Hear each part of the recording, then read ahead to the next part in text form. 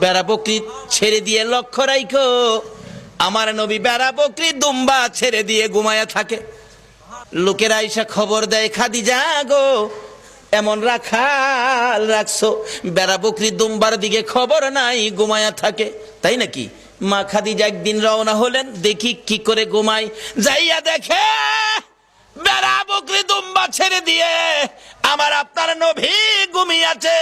বড় বড় অজগর সাপ এসে নবীজির মাথার উপর ফনা ধরে ছায়া দিতেছে।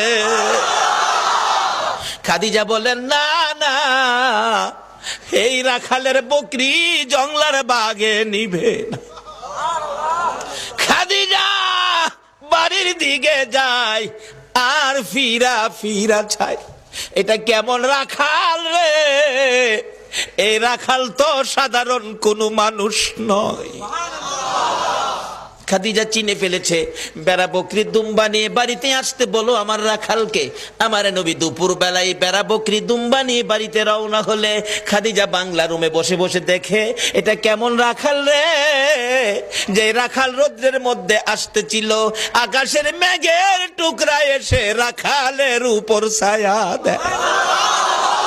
খাদিজা বলেন, মাবুদ মাবুদ রে, এটা কেমন রাখাল আমার বাড়িতে?